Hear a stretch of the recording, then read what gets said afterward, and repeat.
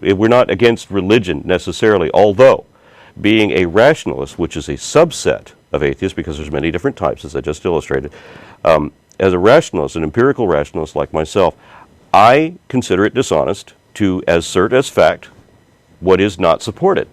And religions, of course, do that.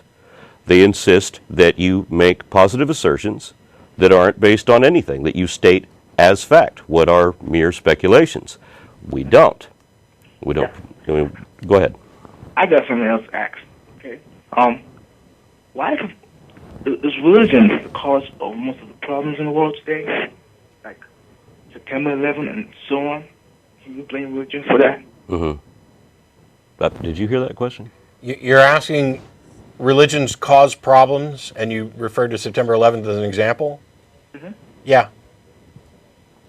Yeah, and it's always been that way. I mean, you have something where you need the people to believe in order to establish power, in order to hold position in religion, in order to have sway over other people. You have to have them believe what it is that you're selling, and that's why you require faith. Now, to me, the only thing in the universe that really requires faith is a bad salesman, because it requires that you absolutely swallow whatever I'm telling you. You have to believe it completely. I have to condition you that you realize that doubt is somehow evil, that gullibility is praised, and that if you ever second guess anything that I'm trying to tell you, that's somehow bad. You have to be conditioned to think like that. And then when you're afraid of your own thoughts, wherever they may vary from what I'm telling you is permitted to believe, then I've succeeded in establishing a religion. And religions work on humans' emotions, and they work on fear. Prejudice and paranoia are the cornerstones of many religious beliefs. To steal something that Dennis pointed out yesterday on nonprofits, happy birthday, buddy, by the way. It's not that atheism is selling another form of religion. We're not buying what the religions are selling. If anything, rational, scientific, skeptical, secular atheists are like the consumer watchdogs that are pointing out, hey, the stuff that they're trying to sell you, probably not true. Let's look at the evidence on this. Are their claims actually supported? And for my money, the answer has been so far no, for almost every single one. Anything that was of significance to the religion itself. Religions can claim any number of true things. I mean, it's like when people point to the Bible and say, well, look, those places in the Bible existed. Well, yeah, New York existed, but that doesn't mean Spider-Man's real. And atheism isn't even trying to promote atheism. Yeah. We're really not. I mean, what would the world be like if we were all atheists? I mean, would you know, hi, I'm an atheist. Well, so am I. I mean, big damn deal. I mean, we're talking about a position or a philosophy that would negate itself to the extent that anybody would say, hi, I don't believe in gods. Well, coincidentally, I also don't believe impossible nonsense for no good reason and still maintain and defend those beliefs against all evidence to the contrary.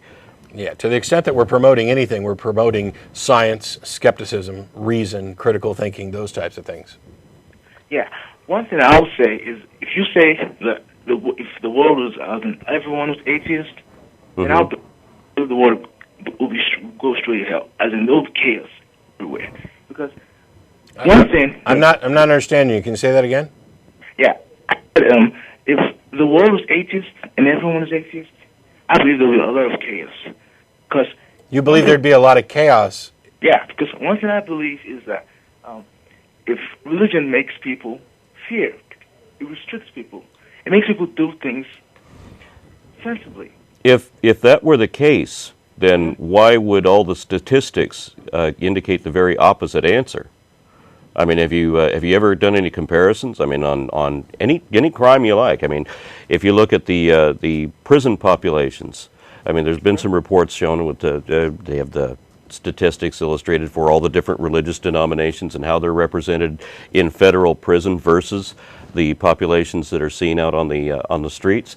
I mean, atheists rather, in the prison population are substantially fewer than they are in the free world, whereas when you look at the Catholics and Protestants in general, You get roughly comparable numbers to what they are in the free world. They're the same percentages in the free population versus in prisons.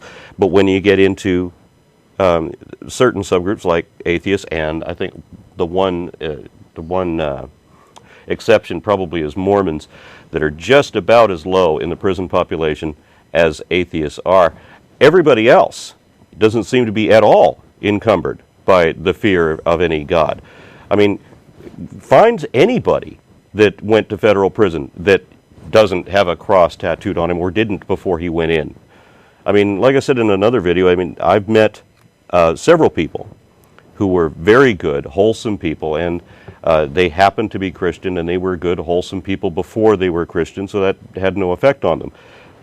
But the population that you're talking about is not in any way restricted by their fear of God. I mean, you can talk to them and figure out what their rationale is behind the crimes. They believe there's a God. Somehow they don't believe that what they're doing is being, is something he's immediately looking at. I don't know what exceptions they draw for him, but they're not afraid for what they're doing. They don't think that this God is going to visit anything against them. And the atheists aren't going out and doing the things that you would expect atheists to do. If the reason that we're atheists is because we want to go out and sin, well, then why aren't we?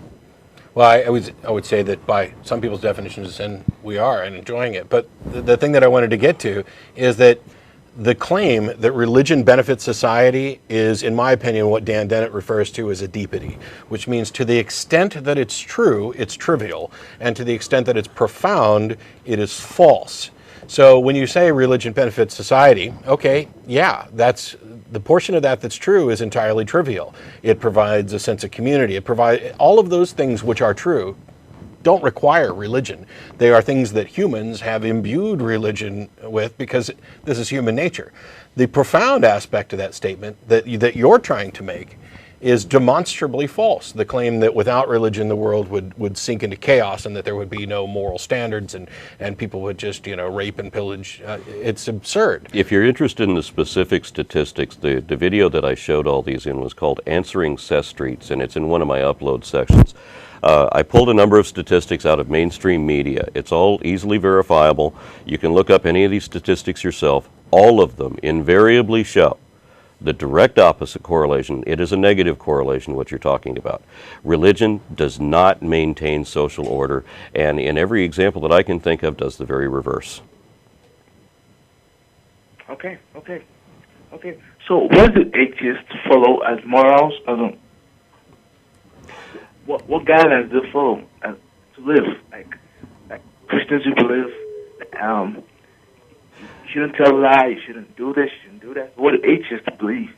How do you go about how do atheists go about forming a moral code without some dogmatic ancient book to tell us what to do? And it's worse than that. You're telling me that the only reason that people that should be nice to each other is because they're afraid of some inescapable sky daddy with an inevitable punishment. Is that what you're saying? That if we don't fear this indomitable beast coming after us, that we've no reason to be nice to each other. Is that the question? That's not really exactly what I'm saying. Okay. I understand what you're saying. But, it's really, I've talked about this before, and actually, if you'll bear with me for a moment, I'm going to do a slight bit of self-promotion. March 24th, I'll be at Washington State University Pullman, and the subject of the talk will be the superiority of secular morality. And I'll be going through this in great detail. I'm sure that somebody's going to videotape it. Tape. I dated myself. I'm sure that it will be recorded and probably available for viewing. But the thing is, I think people get too hung up on this question of morals, and it's much, much simpler than anybody would suspect. The fact that we're all similar creatures with similar goals, similar values, in the simplistic sense of life is generally preferable to death and health is generally preferable to sickness, that type of thing. It's not difficult at all. I can give you in a cooperative society to come up with which actions are beneficial to myself and the group and which are harmful. I mean, it's obvious. It doesn't even take a great deal of thought for most of them.